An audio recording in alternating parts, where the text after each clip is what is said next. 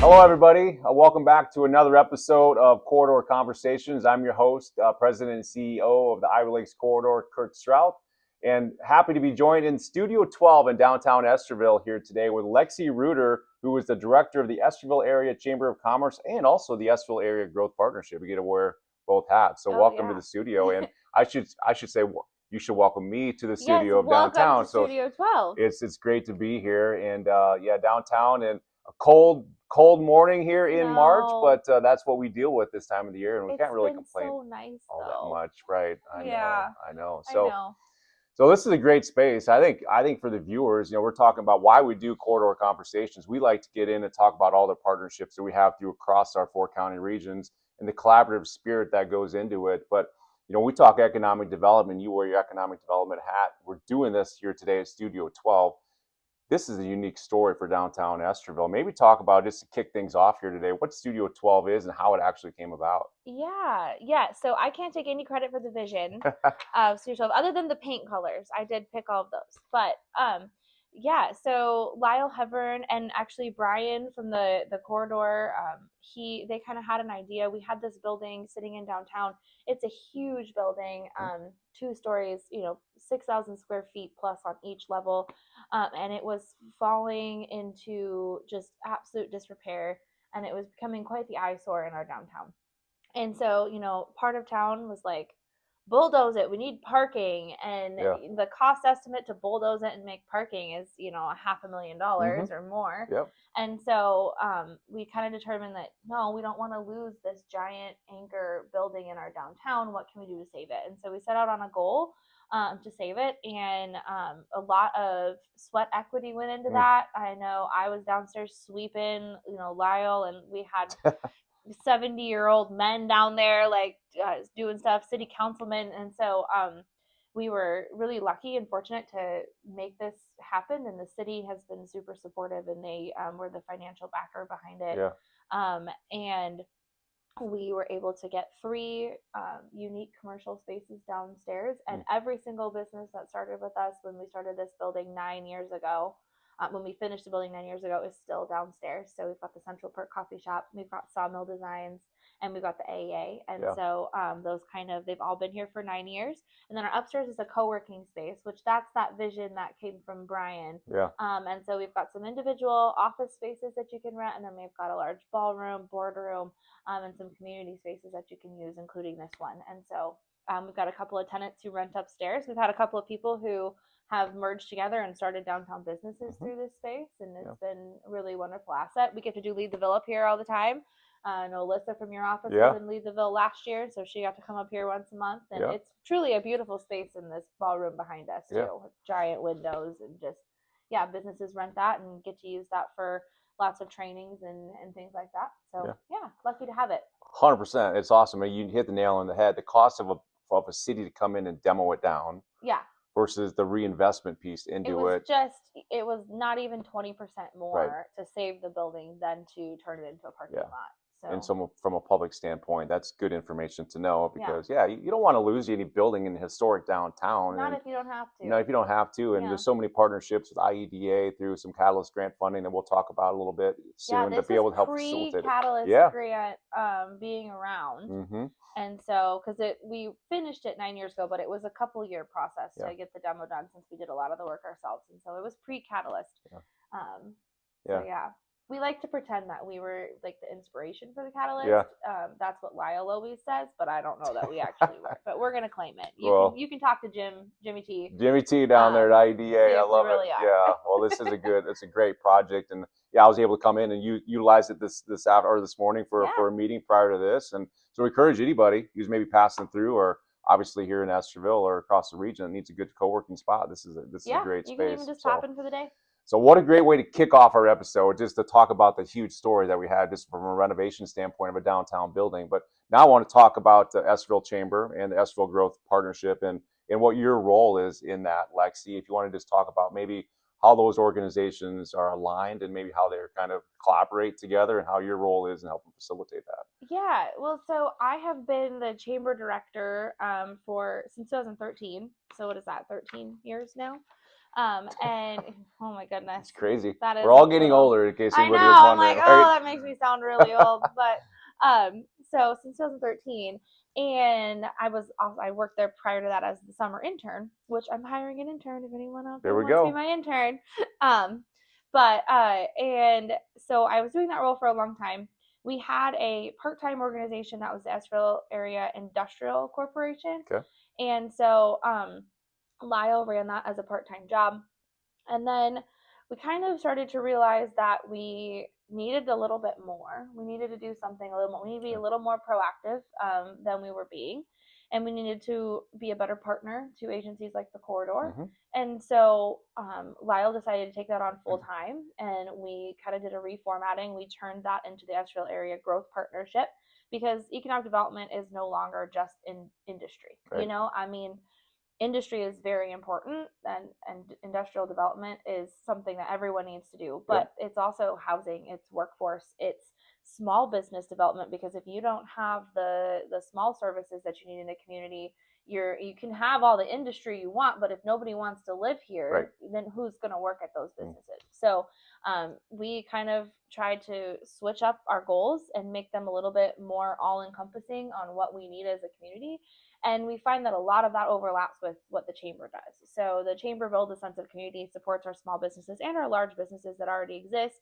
And the partnership helps bring them in, do workforce, and focus more on the housing aspect. And so there was a ton of overlap. So in 2023, Lyle retired, rightfully so. I think it was like his 72nd or 74th birthday, so he deserved to retire. And we kind of decided that I would take over both organizations, since there's a ton of overlap. I was working with Lyle already on most of what he was doing. And so we overtook that as the chamber as kind of a subcontractor. So now we run both organizations, the chamber and the partnership. They've got their own separate boards.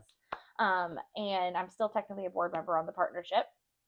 But we kind of run and facilitate both organizations. So you're kind of your own boss in a way too, being a board member and an employee, sorta, right? Yeah, sort of a little bit. I try to kind of abstain unless I'm needed to vote on something, but yeah. So yeah, the chamber is truly like my employer. So that board is really like my main boss. The partnership is kind of more of a goal setting agency. So and you hit the nail on the head when it comes to economic development. You know, you get the question all the time, as we do, like, what is economic development and how do you incorporate it into communities and why do you invest in it? And it's not your prototypical what it used to be 10, 15 years ago at all. Where it used to be, as you said, go out and try to find the next employer that's going to bring 100 new jobs to our communities. It's not that anymore. No, not at all. Not at all. And a big part of it too is supporting those that have been here for forever and making sure that they know we're here for them and that we can get them everything they need so they can continue to be successful. I mean, so much of job growth in a community actually comes from existing businesses. So doing those, I'm so fortunate to get to go with Joanne on all the BRE visits here in Emmett County. And those are just so important to make sure that all of those industry know that we're here, whatever they need, like we have it for them. We will find it. Right. Don't leave. Don't leave. Don't leave. You said a large percentage of businesses is from internal. You're right. 80% is what the estimate is as of right now, as far as existing growth, is 80% of our existing businesses. Workforce development is a huge key. You know, we're dealing with such a low unemployment rate in Emmett County and across the region. So we need to figure out a way to retain our kids that are coming, graduating from our schools. You know, we actually had a conversation with a lady yesterday from Spencer Hospital, Jill Barr, who talked about, in today's society too, from a workforce retention standpoint, employers really need to now be more focused even on the mental health side of it, just to make sure that we're retaining employees and making sure they have what they need to make sure they're doing their jobs well. So, so it's all encompassing. And then you throw in the housing, you throw in the child care. No, it's always like, what comes first? I don't know. So you have to work on 72 projects at the same time because you don't know which one is going to make the difference at the time. Right. And that's where the collaborative piece, that's where your chamber work comes in with the board. That's where your economic development partnership piece with the partnership. And then the corridor too. We're so fortunate to be able to have such a good partnership with you. And you mentioned the business retention and expansion program that you do business with Joanne from our office. And maybe talk about that a little bit, how your strategy of getting in and talking with businesses and maybe with the importance of that. Yeah. So we do not have a BRE program outside of the Corridor's BRE program. for a long time. And with you guys needing to go to 4 counties and just numerous cities, you can only touch on so many. Right. So you were hitting our couple of largest employers, but that's it. And that is, I do not fault anyone. Yep. That is enough, I'm sure, for Joanne just to do, like, if she did the 5 top in every county, that's already 20 businesses. Yep. So, so we were able to kind of extend that, which Joanne extended that program with us. So she actually does go to more of them with me, although I would get it if she was like, hey, I need to trim it down, go on your own. But so we were able to kind of get a little bit more in-depth picture of what's in Emmett County. She and I go out and talk to a few of our businesses. It's always nice because I know everybody. I mean, we're 6,000 people, 10,000 in the county. You know pretty much everybody most of the time. So it's not super hard to get into most doors. There's a few doors that I don't know what it would take to get inside, but most of them we can get into, and it's nice to just sit down and have a conversation, every year, every other year or so, just checking in and seeing how things are going. And they're pretty informal. It's just a nice way to have a conversation, make sure they know that we're here for them, and that we aren't just the economic development of 20 years ago, like you said, that we're just out there trying to find another employer who's going to take their workforce. That's not how we're doing it anymore. We're here for them. We want to support them. What can we make better for them? How can we help them? Is it childcare? Is it housing? What do we need to focus on to make sure that they are able to find workforce and be successful here in Estherville and Emmett County? And I'm so glad Joanne lets me tag along. Well, she enjoys the visits with you too, and you guys are an outstanding team together here in meeting with your companies. And to your point, I mean, the BRE questionnaire is comprised of local questions that you come up with or that we come up with through the corridor. But there's also a list of about 10 questions that are organized and orchestrated through IEDA. And you kind of hit on it. The purpose of those meetings, one, is to figure out what the health is of our local industry and manufacturing and businesses, to understand, where our growth opportunities lie, but maybe even more importantly, where those pinch points are for future growth, whether it's infrastructure, workforce, housing, childcare, because those across the state of Iowa, all that information aggregately drives policy at the state level. And then for us from the city council and from a county level, understand where do we need to be putting our pieces for economic development to make sure we're continuing to support. So exactly, which is great. And for you, I mean, and for Estherville and Emmett County, you guys have had some outstanding projects over the years that have, and most recently, that have probably been driven a lot from our BRE visits, right? I mean, we talk about housing, for example. So let's talk about Deer Creek. I mean, rural housing is difficult.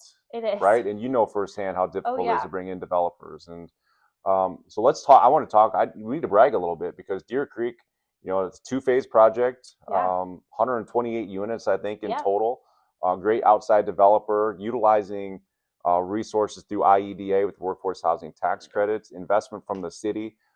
There's a lot of moving pieces there, and that things don't just happen. So tell us about that project and how maybe it transpired. Yeah. It's actually it's kind of a crazy story. So we had been looking for a housing development of some type for years. Penny, Lyle, and I had sat down with numerous builders, just even trying to get a 4-plex. Could we just get a 4-plex? We need housing so desperately. And people just couldn't seem to make it pencil out doing an individual 4-plex. And a lot of our builders didn't have the money to do 6 of them, which would make it pencil out, something like that. And so even with some help, it just wasn't, we just weren't finding the right mix of people and incentives to make it work. And someone from Iowa Lakes Electric actually brought Eagle Construction in and said, hey, they're interested in building an apartment. I told them how badly you need it in Estherville. And we go to a meeting in this room, actually, and here he stands, Steve Booty, saying, well, we'd really like to come to Estherville if you'd let us. And we were like, if we'd let you, like, we want you here. We would love this. Like, we're used to having to try and make this happen, and us, like, working so hard to get this to pencil out, and you are like, no, it pencils, I want to come, like, let me come. And it's like, we are not going to stop you, like, we will not get in the way of this, let's make it happen, let's figure it out. And so it was probably the most, like, exciting meeting we had in a long time, where it was just like, wow, this is gonna work. And so they came in, they did phase 1, which was 64 units, and they filled up I believe they told me it was like the fastest fill up they'd had. And they have these, I mean, apartment complex everywhere. Spirit Lake has in Spencer, Sioux Falls, I think Orange City, Sheldon, like they're good at what they do.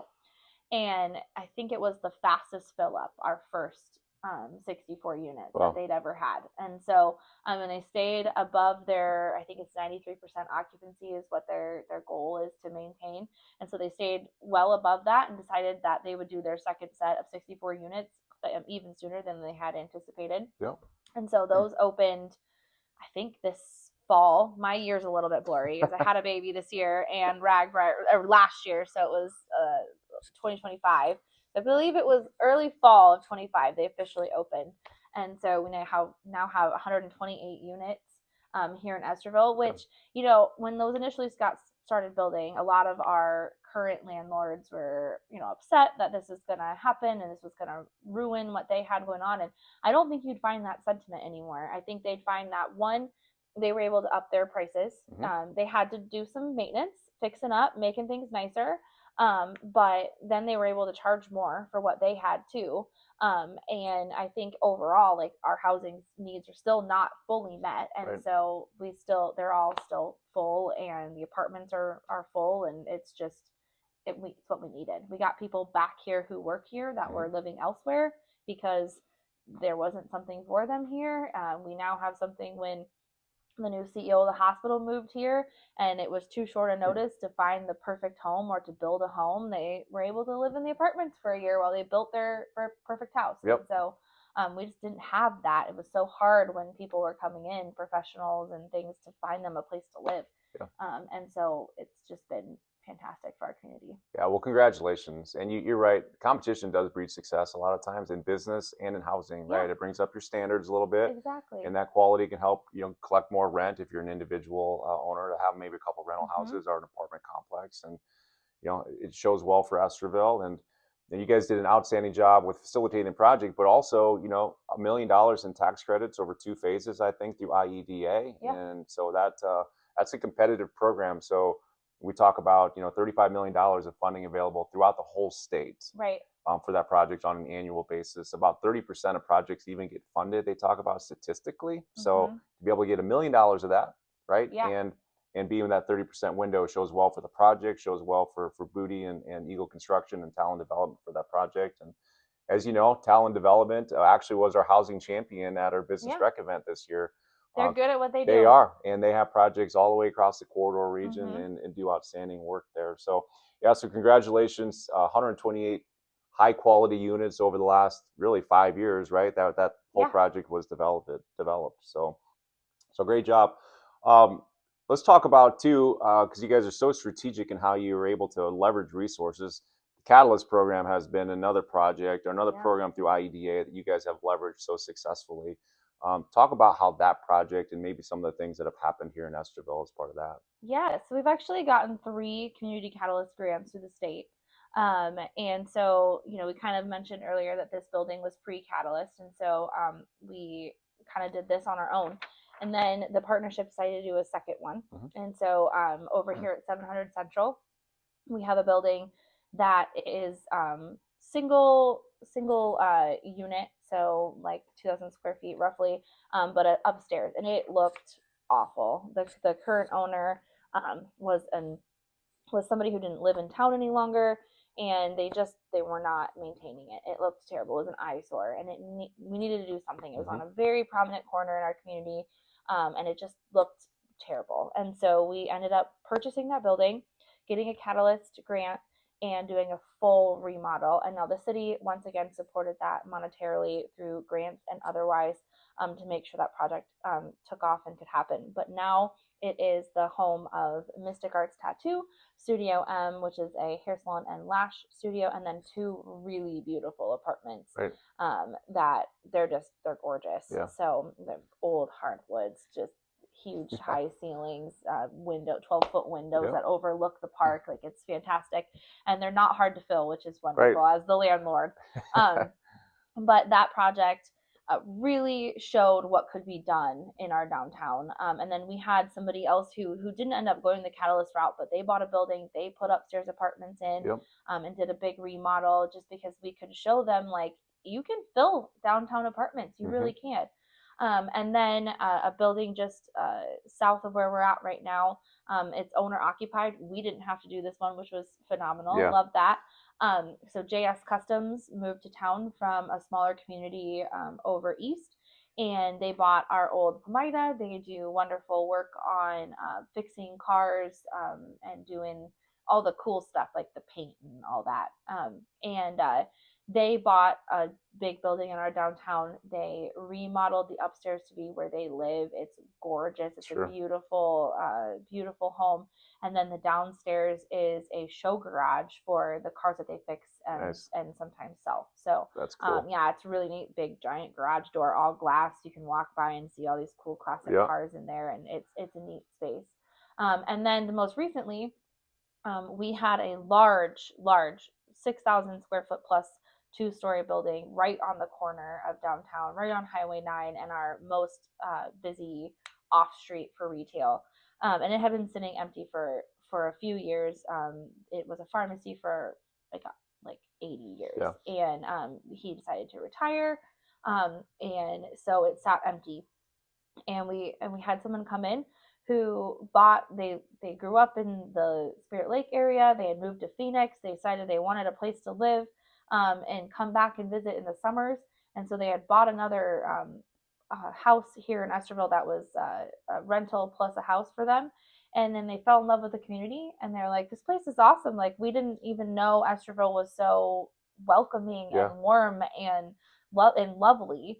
And he decided that he was up for another project. We chatted about what was needed in the community, and he bought that building. We got a community catalyst. It has 7 apartments upstairs. And then it has 3 retail spaces downstairs with 1 store is in 2 of them. So it has 2 different retailers downstairs. And so it's been a really great, it looks beautiful. Brought it back to closer to its former glory, which was wonderful, big windows and stuff again. And the two apartments are really cool. Exposed brick, everything, super neat. And so we've been able to utilize that grant program 3 times. And Jimmy T keeps saying we should do another one. Not sure if I'm up for it. You probably should. Your success rate's pretty good. You take like a year off though, Take a deep breath. Take a year off. Right. And then maybe do another one. But that grant program has been phenomenal for our downtown.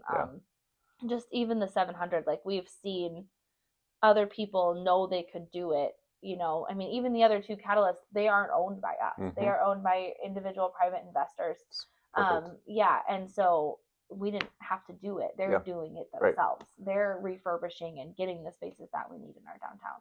And that's what you hope for in small communities. Downtown development and redevelopment can be difficult. And you guys have done such a good job through your organization, but then getting private investment to come in.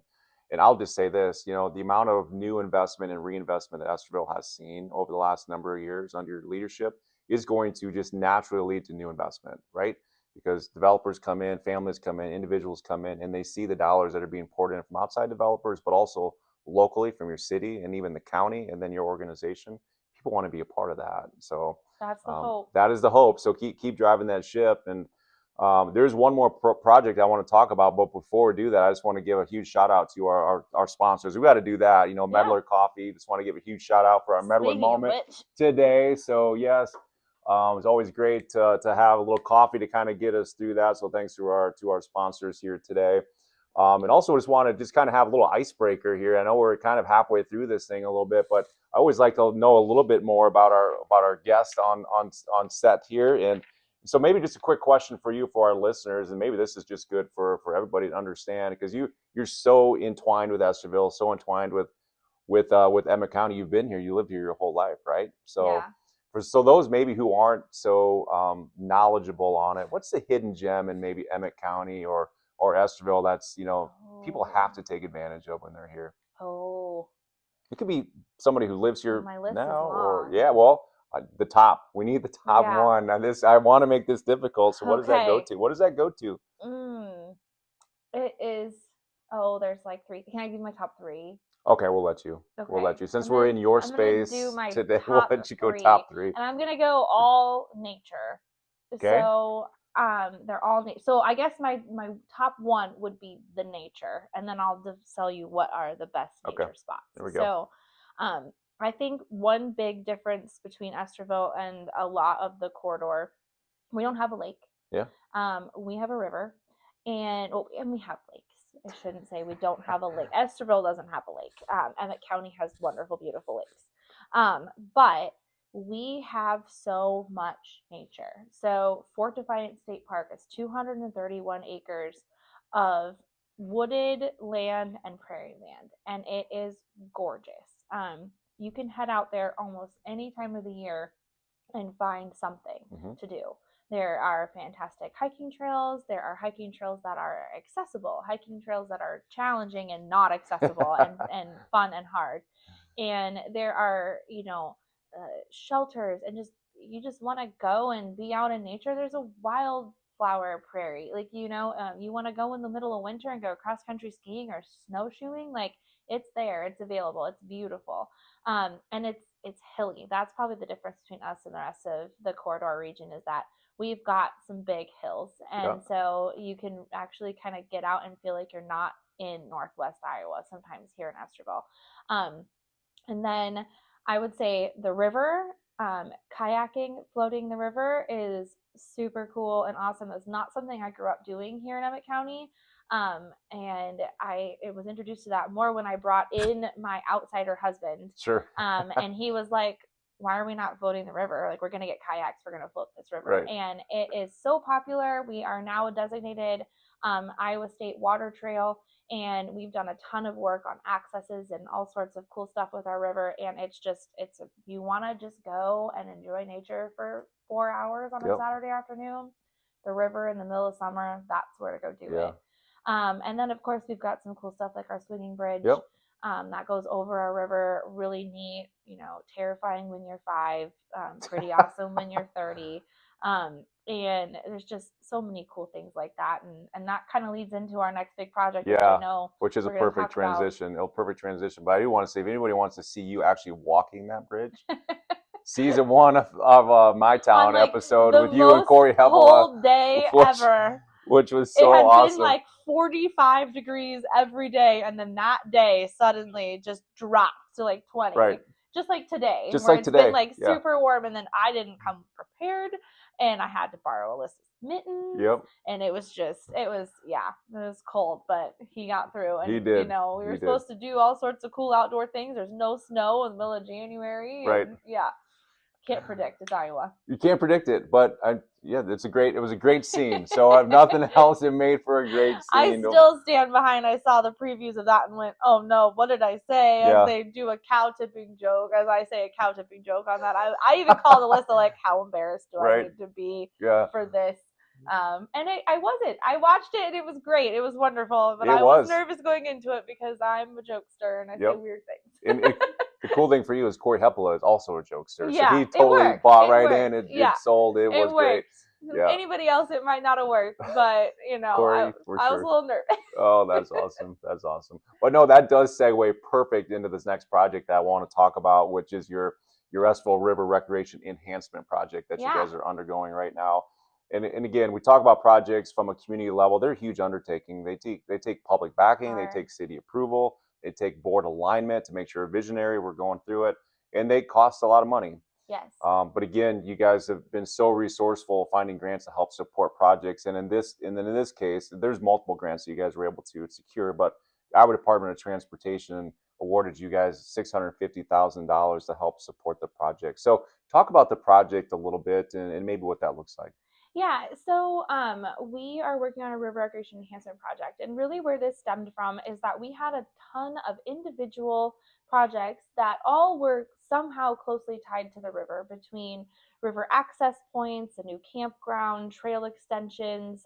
We had an old pool bathhouse that we turned the old pool into a park, and we have a bathhouse sitting there empty and not being used, and we have a remodel vision for that. We just had a bunch of little individual projects, and you're saving a little bit for each one and you're just not getting anywhere on any of them. And so we decided, what if we put them all together? We make it one big river recreation enhancement project, and we go for some large grant funds, because it's hard to be like, we want to build a fishing pier, give us money towards, you're not going to get $650,000 towards an individual fishing pier. But when you put it all together, then you can get that. And so we decided to put it all together and go for some really big grants. We have gotten every single grant but one. Of course, it's like the biggest one we didn't get, but we've got more to go for still. Well, that's way higher than the overall success rate. I know. It was, so we like, were feeling really, I think we got a little too confident though. We were like, we're 10 out of 10. And then the 11th, it was like, no. But it's always that one too, like it's a gut punch, right? Yeah, like you feel like it's going to happen. And it's like, why? What's wrong with our project that you would not like it? A little bit. I did feel a little bit like that, but it's okay. You're over it. I'm over it. I'm over it. Over it. No, and so the biggest grant that we got that you mentioned earlier actually goes towards a new campground, which is something that we don't have in Estherville. We don't have a campground with any service. So Fort Defiance has a campground. It has pit toilets and some electrical, but that's it. Yeah. And so we really need a place in Estherville that people can camp. And so we have a really awesome campground right on the river that we're going to build. Pull in, pull out spaces, full hookup, bathhouse, park, the whole works. And so that's where that biggest grant is headed towards. Sure. But then we're going to have trail extensions, an ADA accessible fishing platform. We're going to have 2 access points. We're creating an entire new river access at the midway. So if you float south right now, you have to go all the way to Grettinger, or excuse me, all the way to Wallingford. And that's a long float, especially because the south part of our river is below the dam, which means it's a little bit slower most of the time. So we're going to have a new access point there. We're going to redo the school access. We're going to do some dam mitigation, because right now it is a bit of a danger. It's a low head dam, and the state is working pretty hard on getting rid of those, or at least mitigating them, making them a little bit safer. We're not going to get rid of ours. We're just going to make it a little bit safer. And then we're doing a redo of our shelter. We're going to have a really beautiful 4-season shelter, which is not we don't have a fully enclosed 4-season shelter here in Estherville that you can rent, have a birthday party, have a graduation, family reunion. And it's attached to our newest park, the Ninja Park, and right on the river, beautiful windows. It's going to be phenomenal. So it's going to be a really awesome project when it's done. It's amazing. And again, talk about another facet of economic development is quality of life and the initiatives. And people forget about that. You do. You need those type of initiatives and investments to recruit workforce and people to live and work in our communities. So you want workers? Well, then we need to build a community people want to work and live in. And you also need to invest in housing. Yeah. Right. Housing, amenities, everything, it goes together. And people just forget that all the time. They come in, they're like, why are you not bringing in a 500-person plant? And it's like, well, one, where are they going to live? Because there's not enough houses for that. So it's chicken and the egg situation, and everything is tied together to make you got to make a community that people want to live and work in, to get the businesses here and to get the workforce here, and to keep your community sustainable. Local and regional economic development has changed drastically, and we talked about that before. And it's, how do you set yourself apart from other communities who want people to be here? Yeah. You guys are doing an outstanding job from investments. We talked about investments in housing, investments in the downtown revitalization, quality of life initiatives. You guys have had some good lot sales recently with some new, some new commercial projects happening too, which we didn't get a chance to talk about, but those are all things that are happening. Yeah. Oh, and by the way, you have to do sweet corn days and everything else. And I mean, how do you find the time to figure all that stuff out? We make it work. We make it work. We are very lucky that I have the most amazing coworker. She is phenomenal. She is organized, on top of things. Could not do it without her. Shout out to Susan. And number 2, our city administrator, our city council, they are proactive. They want to do things. They want to make Estherville better, and they are willing to take risks to do that. And we are super lucky. We are driven by our biggest leader, Penny Clayton. Yeah. She is phenomenal. And then the city council that supports all of our crazy endeavors and ideas. Not all of them. I shouldn't say they're not a bunch of yes people, but they typically truly want to support what we've got going on, and we're super lucky. I know a lot of chamber and economic development directors, and it is not always the case to have a city that works so closely together. Our biggest employers, our biggest institutions, they all back our same goal and mission, and that is why we're so lucky. It's all about collaboration and partnerships, and I'll echo everything you say.